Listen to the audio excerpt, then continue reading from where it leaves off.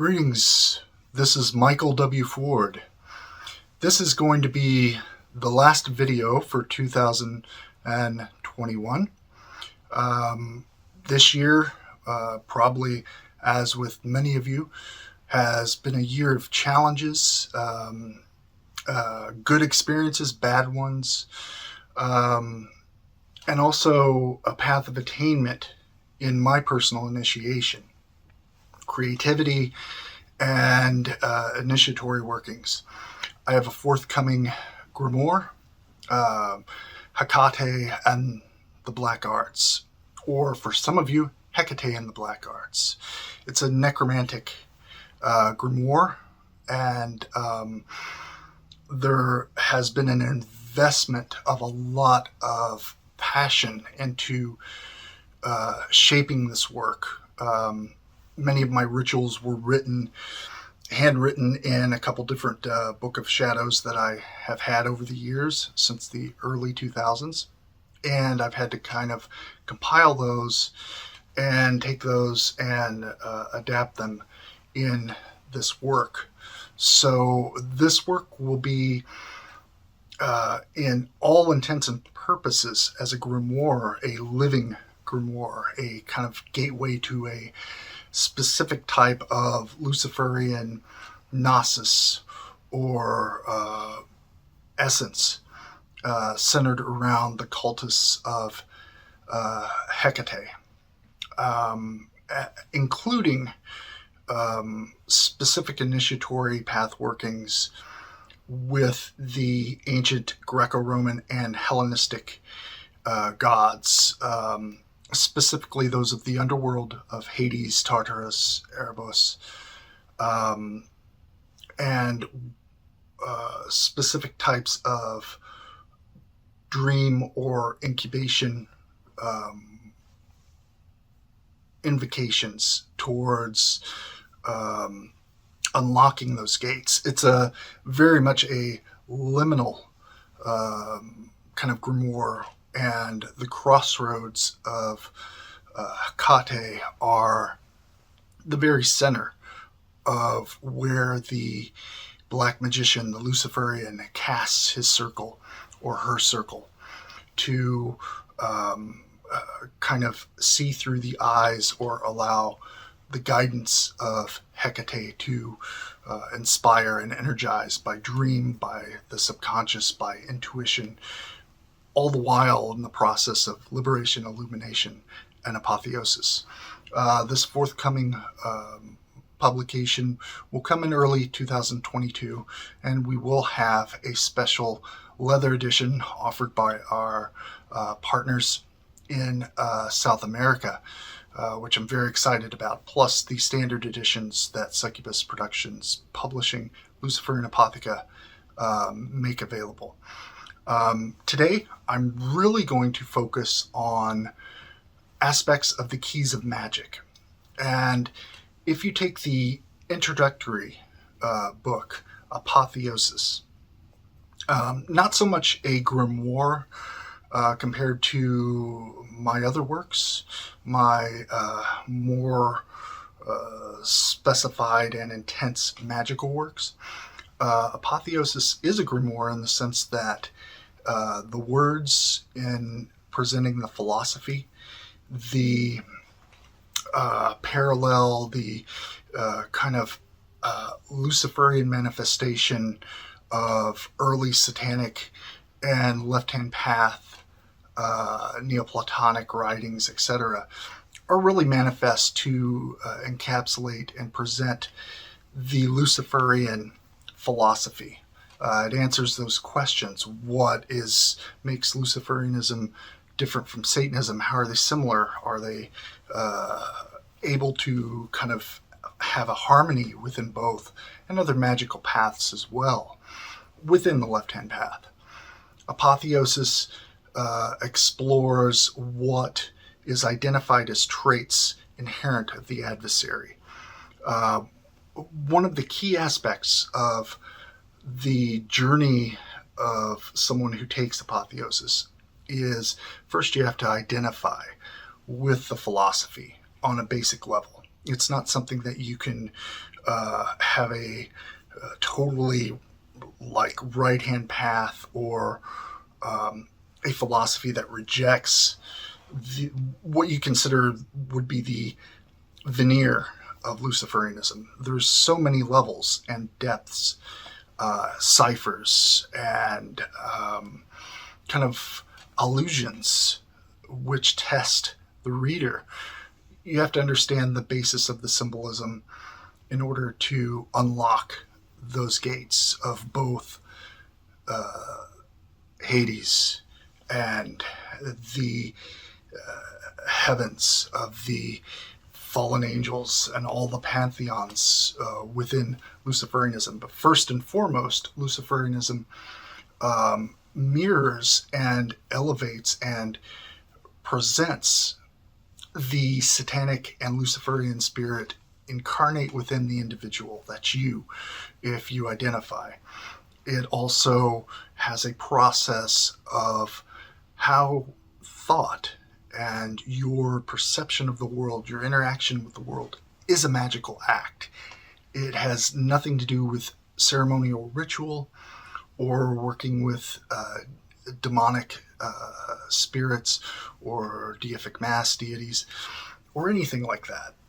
It starts within the inner transformation, utilizing the philosophy, sharpening those aspects and adapting to your own individuality. The keys to magic are simply will, desire, belief. Will is, and I kind of breeze over apotheosis, is movement and active focus. Real, intense energy, passion, expended to achieve desire. Desire is the identification of wants or needs in the short or long term, and the decision to act.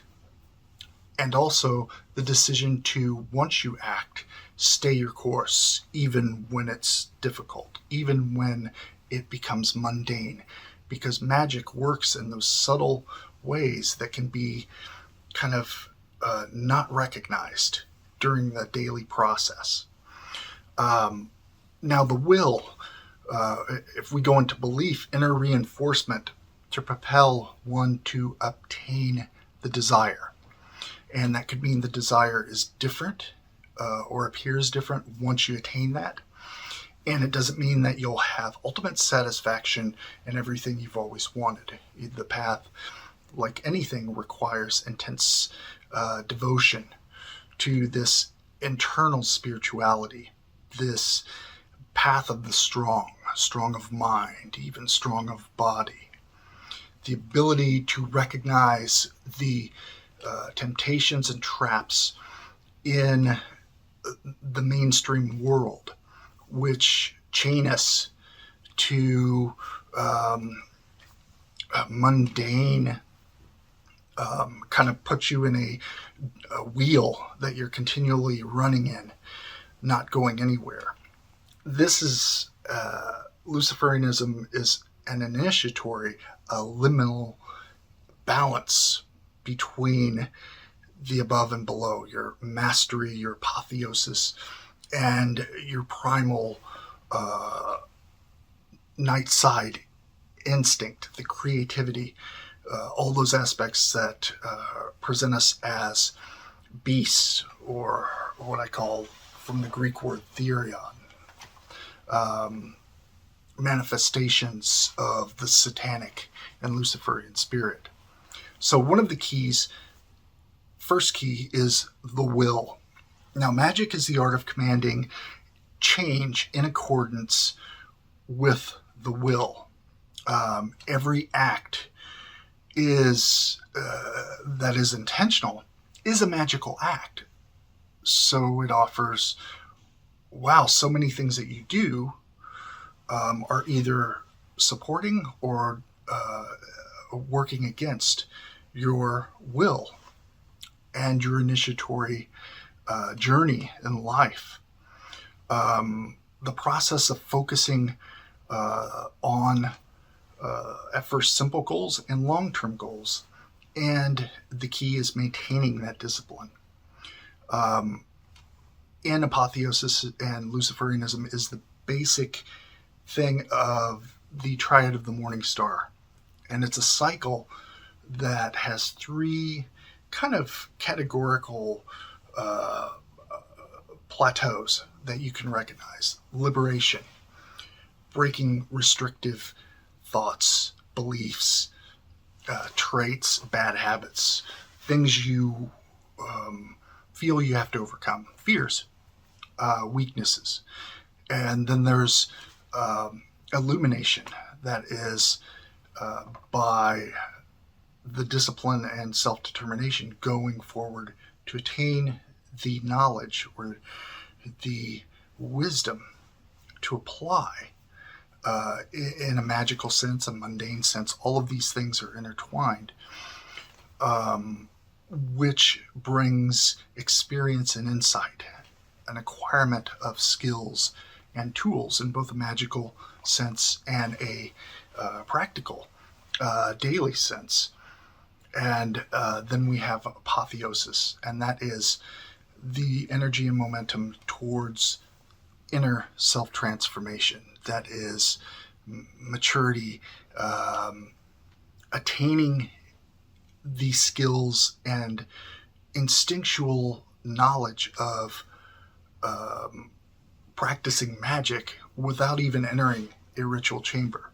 Now, I enjoy the adversarial trappings, and I identify with the archetype or the spirit, the deific mask of the adversary in many forms, and the classical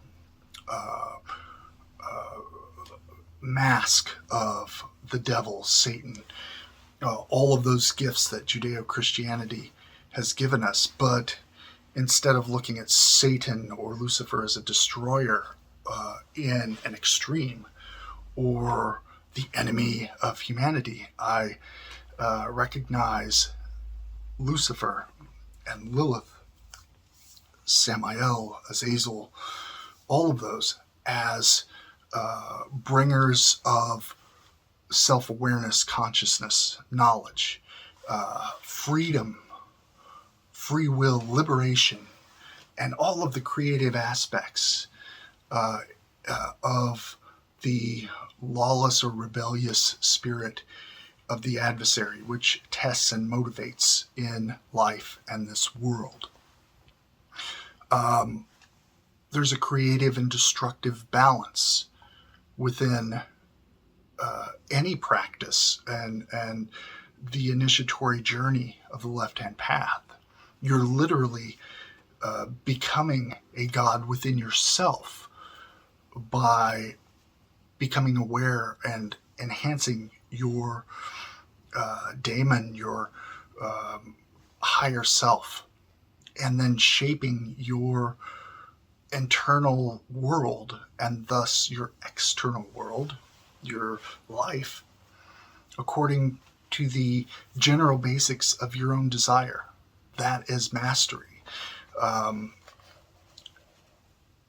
Within desire, and I want to clarify this, it's not just a random impulse. I want this, I want that, or wanting something that is not practical in attaining.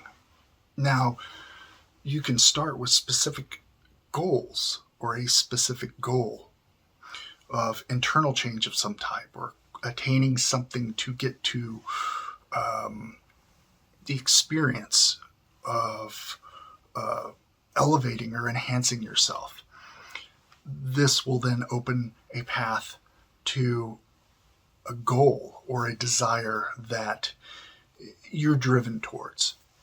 And going through that, embracing that with the strength of will and the adversarial spirit, you eventually conquer and attain that. And it can vastly surpass your goal and bring you to a state of being that allows you to be humbled in the sense that you don't allow your ego to make you weak. You don't make it turn you into really the type of individual you probably don't like. And it allows you to grow stronger over time and delve into different magical initiatory journeys based on your unique individuality. Now, the belief is having the singularity and visualization of understanding that will happen. Your goal will come to be. And a lot of ways you can do this is imagine and feel what that, how you imagine it would relate to you when you attain it. So once you master that feeling and understand that you are conquering whatever obstacle to attain that, the energy of your will directs that magical current towards bringing that into being. Early stages in Luciferianism and throughout, meditation, aromatic yoga, different aspects of attaining discipline, self-control, and all of those things are basic foundations you need to master, you need to understand.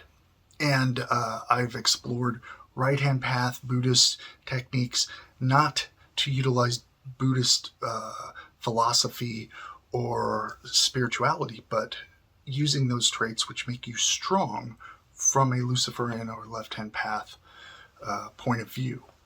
That changes everything.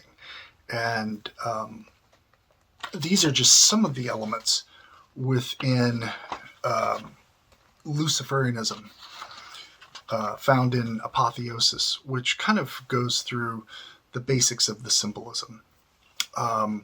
Not so many specific path workings, but there are rituals that can unlock specific types of energy towards where you wish to go next. Well, that is it for today. I will have several new videos coming online soon, including a presentation of my colleagues and brothers from Russia, Corona Barathery, and their new ritualistic recording on cyclic law. I'm going to go into that and present really the great things I found in this album as something that, like my works, Akaya music, can inspire and provide an imaginary wealth of internal fantasy from tones and sounds that can really support your journey upon the left-hand path, kind of as something to have fun with, but also to use to study, to also in meditation or ceremonial workings, whatever the like. More to come. Thank you very much. Banama Arama.